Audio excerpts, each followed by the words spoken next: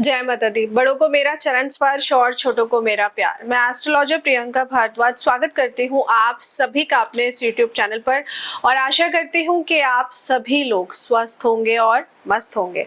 मैं एक जन्म कुंडली विशेषज्ञ हूँ। जन्म कुंडली देखती हूँ, जन्म कुंडली देखकर आपके ग्रहों की स्थिति कैसी है वो आपको बताती हूँ। अगर जीवन में आप किसी भी प्रकार की समस्या से गुजर रहे हैं, चाहे वो आपकी पर्सनल लाइफ हो या प्रोफेशनल लाइफ हो, तो आप मुझसे अपना जन्म कुंडली विश्लेषण कराकर अपने ग्रहों की स्थिति जो खराब हो रखी है, छोटे छोटे उपाय कर कर आप उन स्थिति को ठीक कर सकते हैं। आइए वीडियो की शुरुआत करते हैं। और आज मैं आप सबसे बात करने आई हूँ जुलाई के महीने में क्या खास होने वाला है सभी राशि वालों के लिए। जुलाई का राशिफल आज मैं आप सबके साथ शेयर करने आई हूँ। तो शुरुआत कर लेते हैं हम मेष राशि से। मेष राशि वालों के लिए जुलाई का महीना क्या खास लेकर आया है, आइए जानते हैं। मेष राशि एक उग्र और प्रकृति से पुरुष राशि कही जाती है। इसके जो स्वामी है वो है मंगल ग्रह। तो मंगल देव अनुशासन का ग्रह है, जोश का ग्रह है। मंगल अग्नि कारक ग्रह है। मेष राशि के तहत जन्मे लोग जीवन के फैसले ज्यादातर सही ही लेते हैं, जोश में आकर लेते हैं, ये जरूरी है। अगर इनके जन्म कुंडली में मंगल ग्रह अच्छा है तो इनके फैसले भी अच्छे ही होंगे। लेकिन अगर इनके जन्म कुंडली में मंगल ग्रह खराब है तो ये अक्सर देखा गया है कि अपने जो भी फैसले लेंगे ना, बहुत जोश में आकर लेते हैं, सलाह मशवरा नहीं करते हैं किसी से। ये इनका एक नेगेटिव पार्ट हो जाता है। तो मंगल ग्रह का अच्छा होना ना होना ही आपकी राशि वालों के लिए बहुत महत्वपूर्ण होता है। दूसरों से भी ये उम्मीद यही करते हैं कि सामने वाला भी हर चीज को पर्टिकुलर तरीके से करके चले। सामान्य रूप से देखिए, ये लोग अपने लक्ष्य को पूरा करने में काफी तेज होते हैं और अपने हर काम को योजना बनाकर करना इनको पसंद होता है। इन लोगों की नेतृत्व क्षमता की अगर मैं बात करूं तो बहुत ही अद्भुत होती है, क्योंकि देखिए ये लोग गुस्सैल भी बहुत होते हैं। गुस्सा इनके स्वभाव में कूट कूट कर भरा होता है और ज्यादातर बिना सोच विचार के निर्णय लेते हैं और इससे वह कई बार खुद को परेशानी में डाल लेते हैं। इसीलिए मैंने कहा कि ये उग्र स्वभाव की राशि है। तो जुलाई का महीना आप सबके लिए क्या खास लेकर आया है। मेष राशि के लोगों के लिए ये महीना मिला जुला रहने वाला है, क्योंकि प्रमुख ग्रह यानी कि देवगुरु बृहस्पति, राहु और केतु इस महीने अनुकूल स्थिति में नहीं है। वहीं शनि वक्री होकर 11वें भाव में स्थित होंगे। इस महीने आपके राशि के स्वामी के रूप में मंगल आपकी चंद्र राशि के 5वें भाव में स्थित होंगे, जिनके अधिपति देव सूर्य देव है। तो इस महीने के पहले सप्ताह में शुक्र दूसरे और 7वें भाव के स्वामी के रूप में आपके 5वें भाव में स्थित हो जाएंगे। छाया ग्रह राहु पहले भाव में और केतु आपके 7वें भाव में बैठे हैं। और राहु केतु की ये स्थिति इस महीने के दौरान आप लोगों के लिए अनुकूल नहीं कही जा सकती है, क्योंकि पहले भाव में देवगुरु बृहस्पति की स्थिति के चलते आपकी राशि वालों के लिए कहीं ना कहीं आपको तनाव और मानसिक चिंता, परेशानियां ज्यादा उभर कर आएंगी। इसका असर आपके स्वास्थ्य पर साफ साफ दिखाई देगा। आप लोगों को अपने स्वास्थ्य पर ध्यान देने की विशेष जरूरत है इस महीने, क्योंकि इस दौरान देव गुरु बृहस्पति और राहु की युति लगन भाव में हो रही है, जबकि केतु 7वें भाव में मौजूद होंगे। अब देखिए, लगन मतलब आप कैसे लोगों के साथ बिहेव करेंगे, आपका नेचर क्या है, आप ऐसे समझिए। और 7वां घर मतलब आपके जीवन साथी का घर। तो राहु केतु की, अब केतु की दृष्टि जब गुरु पे पड़ेगी, चलो वो तो ठीक है, लेकिन राहु भी साथ में है। गुरु और राहु का योग मिलकर हम कहते हैं गुरु चांडाल योग। तो अगर ये लगन में बनेगा तो ये आपको तनाव बहुत ज्यादा देगा, आपकी पर्सनल लाइफ में चीजों को खराब करने की कोशिश करेगा। तो जितना हो सके तनाव की स्थिति से बचने का प्रयास करें आप। ऐसे में आपको ध्यान और योग करने की सलाह दी जाती है। ये बहुत जरूरी है आपके लिए, क्योंकि राहु आपके पहले भाव में देवगुरु बृहस्पति के साथ विराजमान होंगे और केतु 7वें भाव में होंगे। इस वजह से आपको जो ध्यान देना है वो यही कि आपने चीजों को बहुत संभल कर करना है, बहुत सोच विचार कर करना है। इस वजह से आप लोगों के खर्चे भी बढ़ सकते हैं। साथ ही में आपको बच्चों के स्वास्थ्य पर भी धन खर्च करना पड़ सकता है।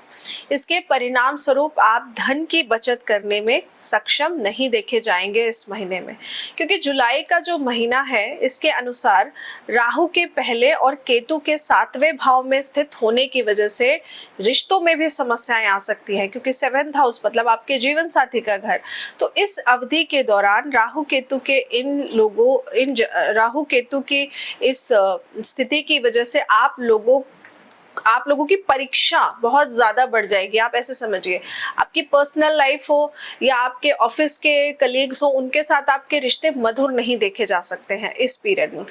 इसके साथ ही शुक्र आपके दूसरे भाव के स्वामी के रूप में आपके 5वें भाव में स्थित होंगे और इस वजह से परिवार के सदस्यों के बीच मतभेद होने की पूरी तरह संभावनाएं बनी हुई हैं। लेकिन इन सब में खास बात ये होगी कि देवगुरु बृहस्पति 5वें भाव में जब दृष्टि डाल रहे हैं, जिसके चलते परिवार में कोई बड़ी समस्या नहीं हो सकती है।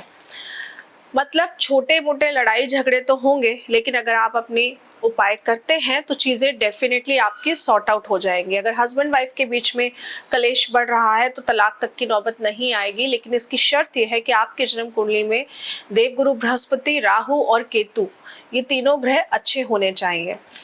आप लोगों को तभी इसका एक पॉजिटिव सकारात्मक परिणाम की प्राप्ति मैं कहूंगी तभी हो सकती है, क्योंकि जब ये अध्यात्म से जुड़े कार्यों और ध्यान में या मेडिटेशन में आप मन लगाएंगे ना, तो चीजें आपके लिए धीरे धीरे आप देखेंगे इम्प्रूव होना शुरू हो जाएंगे। तो देवगुरु बृहस्पति की पंचम, सप्तम और नवम भाव पर शुभ दृष्टि के प्रभाव से आप लोग इन सभी समस्याओं से बाहर निकलने में और अपने कार्यों में सफलता हासिल करने में सक्षम हो सकते हैं। लेकिन इसके लिए शर्त वही आती है कि आपकी जन्म कुंडली में ये ग्रह अच्छे हो। अब देवगुरु बृहस्पति को अच्छा कैसे कर सकते हैं? देवगुरु बृहस्पति को अच्छा करने के लिए सबसे पहली चीज, बड़ों का आदर करिए, बहुत जरूरी है। इसके अलावा आप कोई भी कार्य करें तो सलाह मशवरा लेकर करें, अपनी जिद में आकर ना करें, किसी से पूछ कर ही करें तो ही चीजें आपके लिए सेटल होंगी। अब मैं बात कर लेती हूँ, बहुत ही इंपॉर्टेंट ग्रह है बुध। तो बुध आपके 6ठे भाव के स्वामी के रूप में चंद्रमा द्वारा शासित शत्रु राशि के 4थे भाव में स्थित है, जिसके चलते आप लोगों को सर्दी, जुकाम, खांसी, एलर्जी की दिक्कत, गले में इन्फेक्शन हो जाना या फिर टॉन्सिल्स हो जाना, इस तरीके की प्रॉब्लम्स का आपको सामना करना पड़ सकता है। देखिए, बुध यहाँ पर बहुत ही इम्पोर्टेंट रोल प्ले करता है, क्योंकि बुध बुद्धि का कारक है। और जब जन्म कुंडली में बुध ग्रह खराब हो तो ऐसा व्यक्ति सिर्फ अपने अनुसार चीजों को करता चला जाता है, वो किसी की सुनता नहीं है, वो जिद में काम करता है।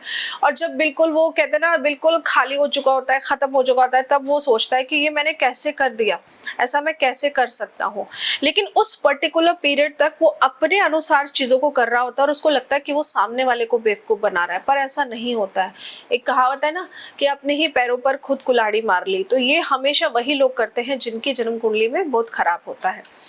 प्लस इससे बुध के इस भाव में बैठने से आपको सिरदर्द जैसी समस्याएं भी परेशान ज्यादा कर सकते हैं।